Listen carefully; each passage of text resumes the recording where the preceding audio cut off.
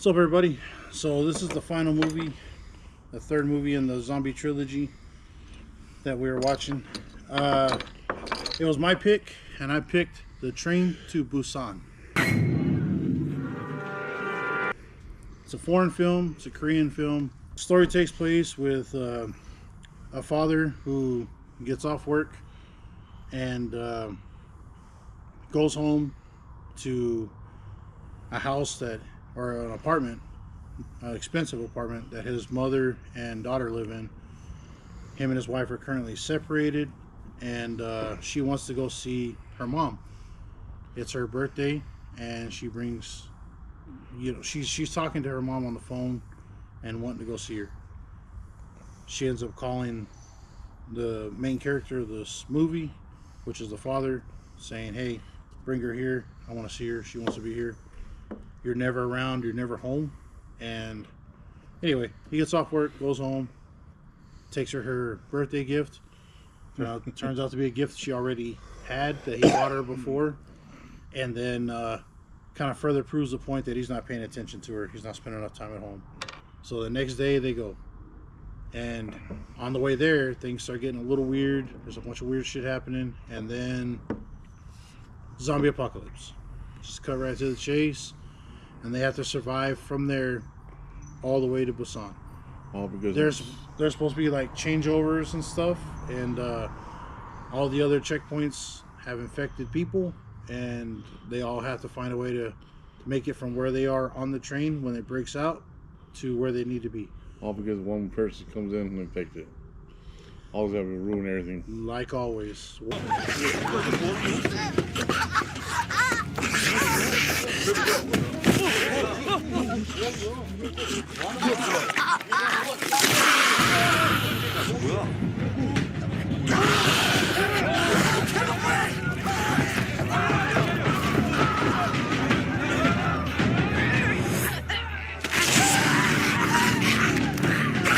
Everybody thought it was that old man. I thought it was a homeless guy. Yeah. I thought it was a homeless dude, but it wasn't. They went to take the wrong restroom. Mm-hmm. So everybody thought that somebody's in the restroom acting weird. Everybody thought it was only gonna go see that person, but it wasn't. The wrong person. I guess the main questions that the story asks is, what is your life really about? Like, what do you have? What's important to you? Like, yeah, what's the meaning of your life? What do you have? See, that guy, everything was worth money and his connections. Yeah, that's all he thought about. Mm-hmm. Just like how that little girl's all you think about is yourself. 말해줄래? 수아나 말 안 해줘도 돼. 말해줘야죠. 신경 쓰지 마. 그냥 각자 알아서 하는 거야. And what she tells him, which is a fucking pretty hard line for a small child. She's 아빠는 자기밖에 몰라. 그러니까 엄마한테 떠난 거잖아요. oof. So there's a lot of pretty hard lines in the movie. That's the overarching theme, but there's a whole lot of those questions that come up everyone he kind of evaluates their life and kind of go through that in the movie. I think it's really cool that there's a lot of self-reflection. Let's start with cinematography. I think that for JD, take it from there. What do you think? Okay, I'm not a fan of foreign films. However, the cinematography in this movie is so well on point to not just the visual effects and the POVs that we get in this movie, but also the what is it called, foliage, the sound effects.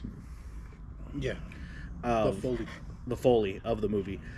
I think there's shots where you're just seeing shadows of people, so you're not seeing the action, but you're seeing kind of like the shadow of it. Or there's a shot where he's running, and you can obviously tell that he has the camera mounted on his chest, and it's these really cool, interesting angles.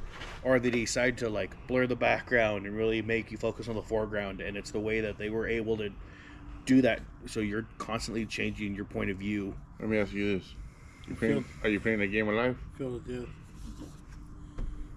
Yeah, he is. You better chug that beer. All right, so continue. How dare you? but I did that. is the fact that they really focus on metaphors and everything else. There's a moment of self-reflection, like we were talking about, where it is a physical metaphor, a literal metaphor, and I think it's very powerful. I think there's a lot of moments like that throughout the movie, especially if you want to like dive into like the lighting and the sound and everything about it. I think was beautiful. We didn't watch it dubbed. We watched this all with subtitles going out through the whole entire movie, which I think makes it a better experience, at least for me. I prefer the subtitles over than dubbed.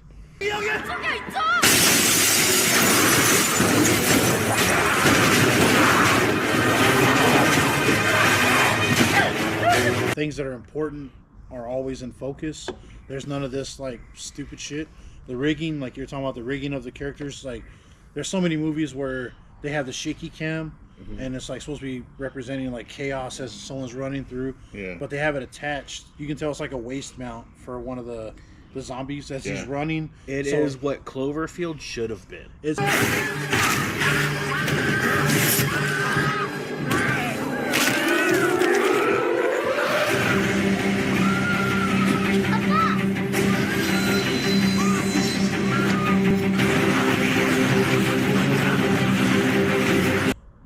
I don't know if they did it with a GoPro or what, but the controlled chaos for like the shaky cams was still very clean. Yes. It wasn't like you can't tell what the fuck is going on. Now everything's a blur and then we're here now.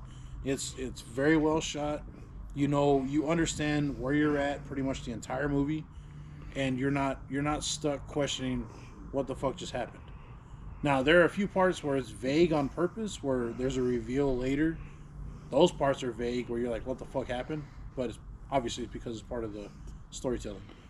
And there are a lot of people whose lives that are, you know, just starting, like I think they're high school or college. Mm-hmm. College kids. They're high school because I think they're already getting like like a baseball game. Being college and Anywhere, play professional baseball. Yeah, Anyways. they're late teens. We'll assume they're late teens. Baseball, college, whatever. So their value is with each other and their friendship and all that. The older guy, the main character, his main goal or his main, I guess, where his objective, where his attention lies is with his money and his position, and he uses that a few times in the movie to try to get the upper hand and kind of get inside information and leverage his position. There's someone further above him who's the COO of his company who does that times 10 and is willing to actively and 100% actively sacrifice everyone else around him in order for him to get what he wants. He wanted to use that power that he had. Yeah. Say, I'm going to use this power no matter what. I'm going to make it out of life. I just think it really shows the selfishness of the character, but also it also shows the humanity, because to me that's believable. Yeah. Like, is it morally a good reason to be selfish and use other people as human shields? No, but I feel like there's something that we can sympathize with that and have empathy for. But at the end of the day, obviously, morally, he's wrong, and it was wrong. However, it's that little spark at the end where, like, we were like, man, I wish this guy would die, and then part of me was like, man, I see where he's coming But from. that's also I was saying. Like, You don't you think we all would have done the same thing? Like, You can where like what he did. He's like, this guy. They're all infected. We don't know if they're infected or not, but we should get the head out of this train to keep us all safe. Yeah. But in our eyes, when we're watching the movies, we're like, fuck this guy, man. He's fucking. He put the other guys at risk. He killed the other person. And then they fucking die. Him and that old lady. well, I feel I get where he's coming from, but also knowing myself and hanging out with you guys long enough, I also know that we're not going to be those people in that train car who just sat there for what we'll just assume an hour, just waiting to get to their next destination. I feel that even the TVs weren't working. If we didn't have any phone connections, we would start questioning, okay, what are the signs? What are the symptoms? Let's start. And we would start at least trying to figure out, how does this spread?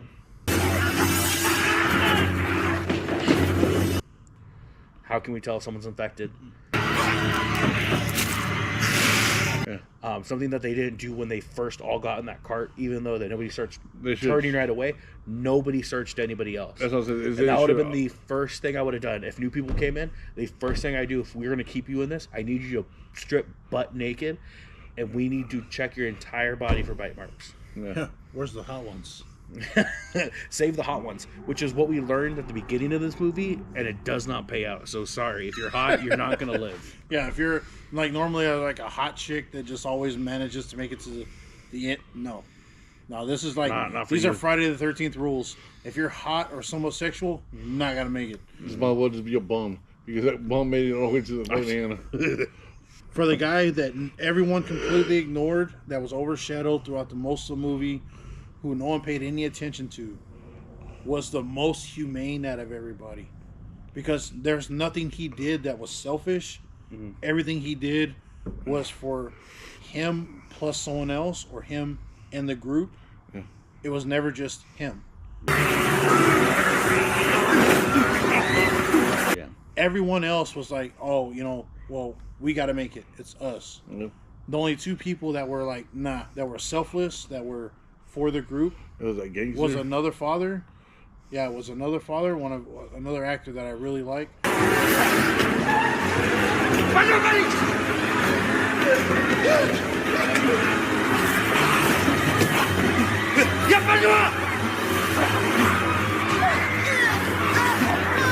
And then the homeless guy. But the homeless dude had a really awesome display of, I'll gladly give myself up if it means a small child and a pregnant woman can make it out of this situation. Well, the big ups to that guy. The homeless guy also didn't struggle the way that the father did, and maybe it wasn't a long struggle, but there were moments where he struggled with doing the right thing. Yeah, just like He wanted to be selfish. He knew that he's like, I have my wife and my kid, and those are the two that I'm thinking about. But there's moments where, even in the action of him trying to protect them, he kind of hesitates, and then he does the right thing. Like, you could see that, like, Well, it's the duality of man, because Yeah. you want to protect what's yours and take care of yours, but at the same time, your humanity reaches out for other people. Mm-hmm. So the gangster in the movie, right? I call him that because that's what the He's fuck he pretty was. cool. Always saw Like him. the only guy that's punching zombies fucking to death or slamming them against the roofs of train cars. He just fucking he did to that guy like he was nothing. Yeah, it was fucking sick. constantly. 간다.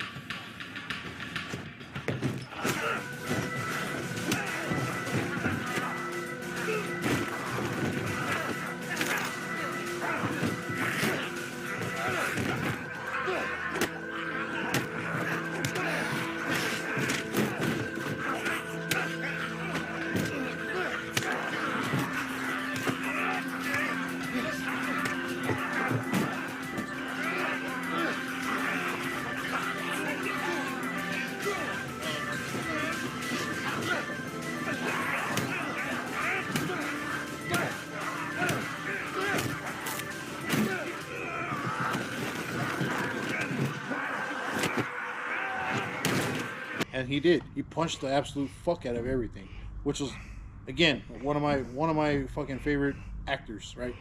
And one of the favorite characters in the movie. He essentially knew that, hey, at some point, I'm not gonna make it, and he knew when, and everybody else knew when, and he was like, I'm just gonna do everything I can to hold everybody back, so that the rest of y'all get at a safe distance.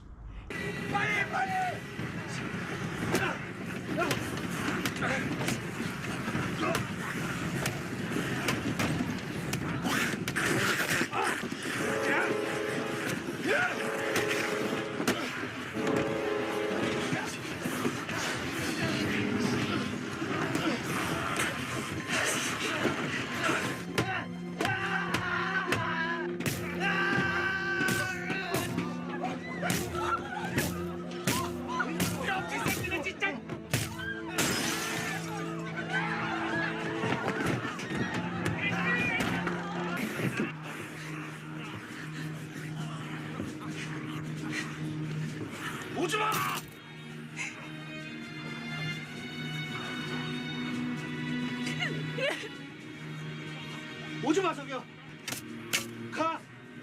가야 돼.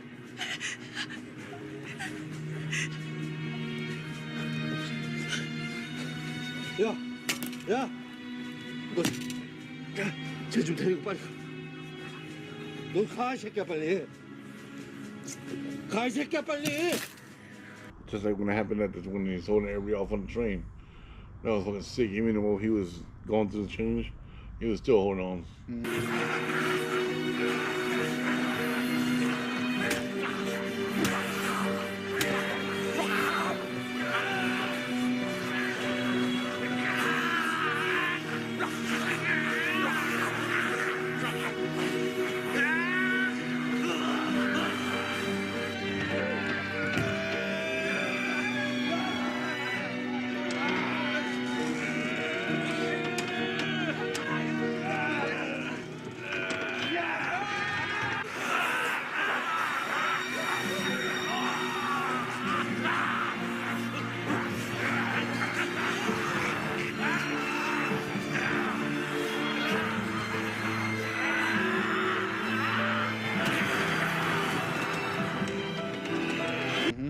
He did. He to the very last second.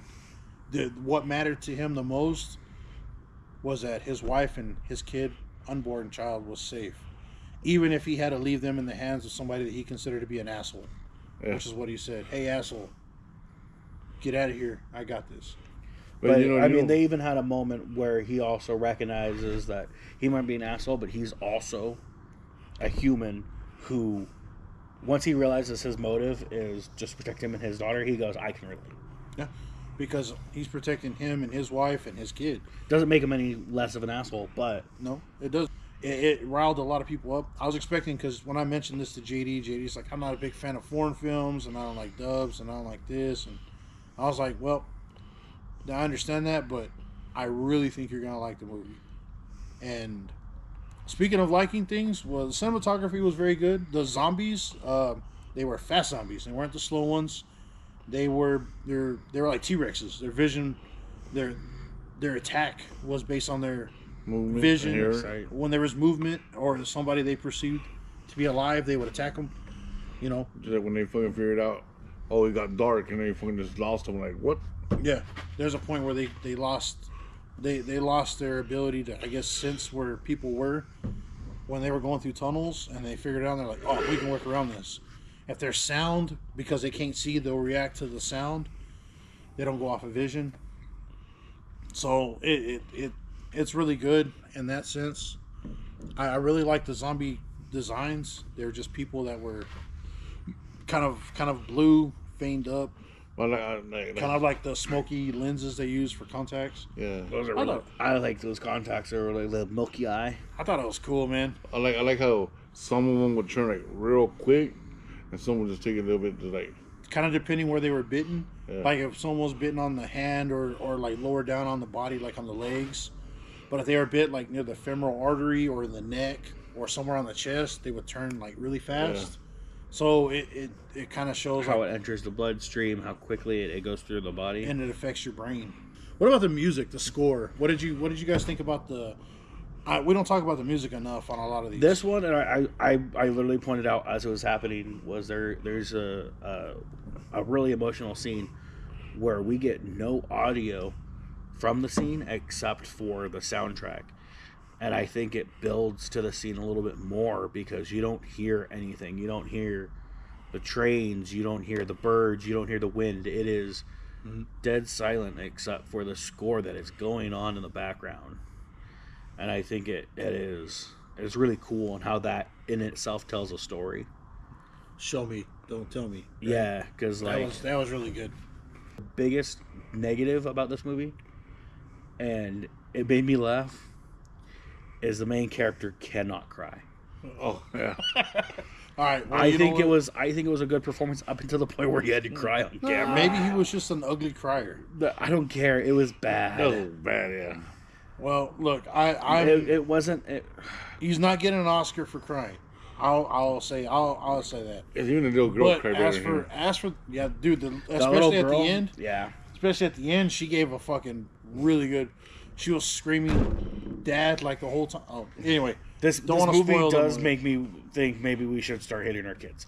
Like, I'm just saying, like, I think probably having a kid during the zombie apocalypse would probably be the biggest liability or handicap you could have. But that's what it always is.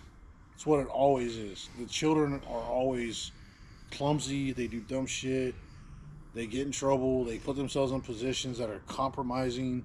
That's kind of the point of a kid in a zombie movie. Well, that's why they made it like that. Because Dad had a kid as his handicap, and like the gangster guy had his wife, And a kid. pregnant kid, a fucking wife at a time, as his. Yep. And what did both of them do? I mean, They both succeeded. Yeah, but they both fucking always like.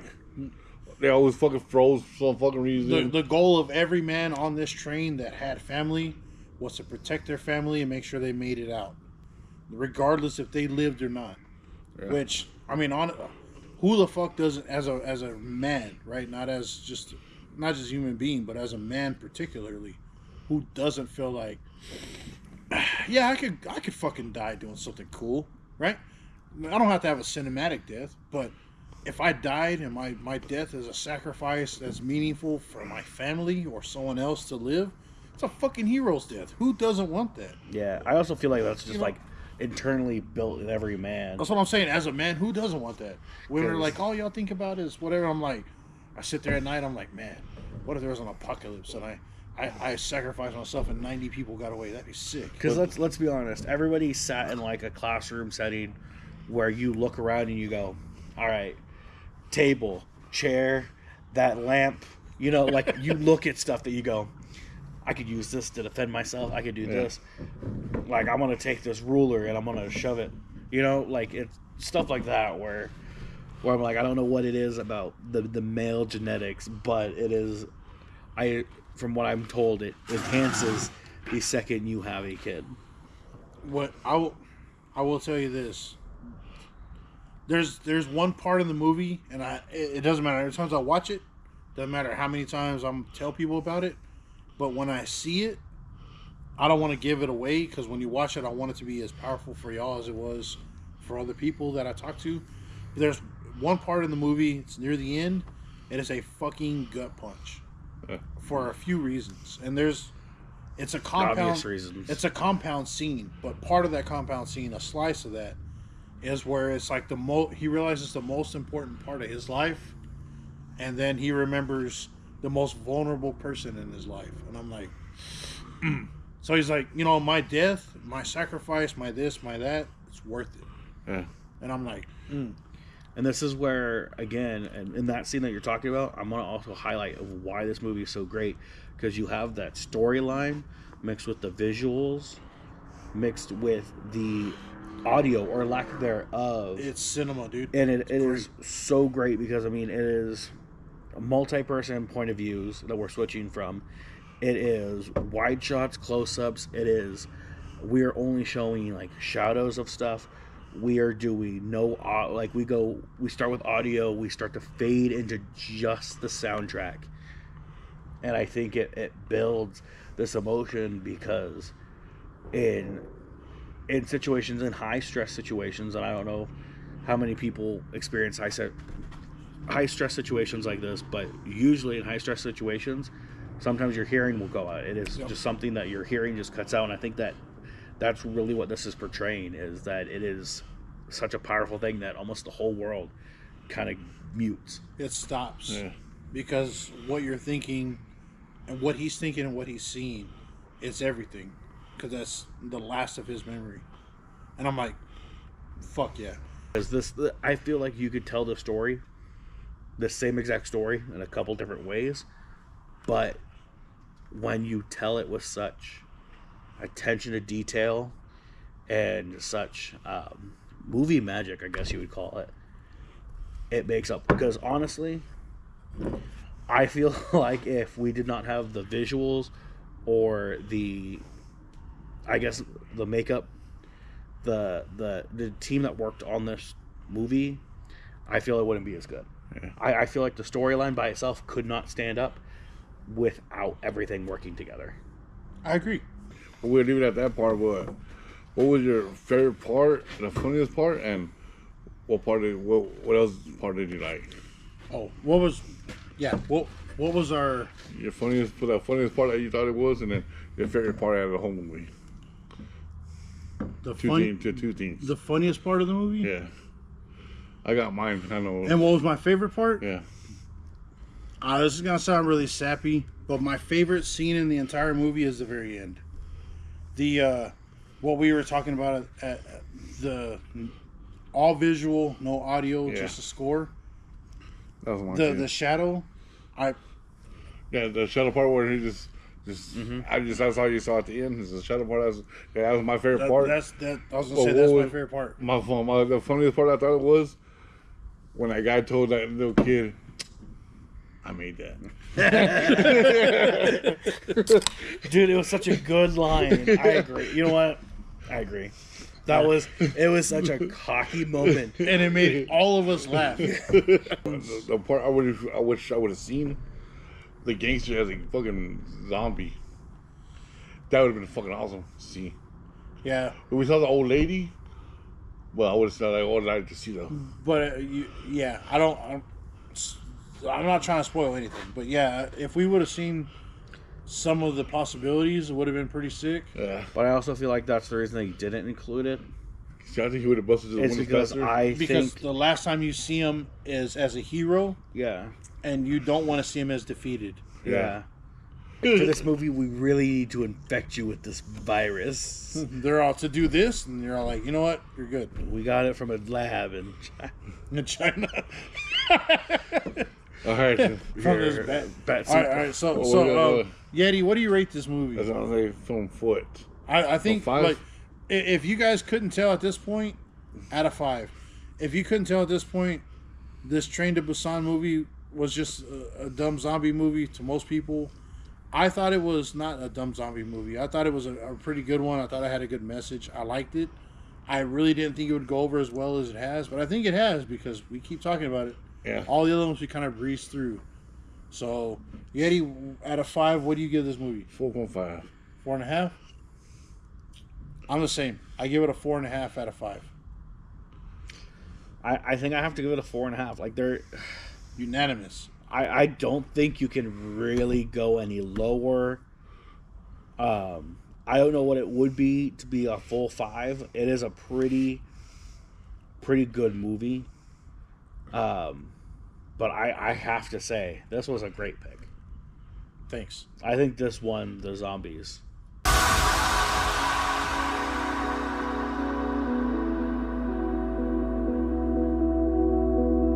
There are some things in the movie that I think are really fun to mention, especially because it happens very early on, but just intentional product placement. And I want to know how much like money you get from stuff like that, because I was like, this is a very like Taco Bell kind of moment, you know? You know what's really funny? You referenced Kung Pao. I know.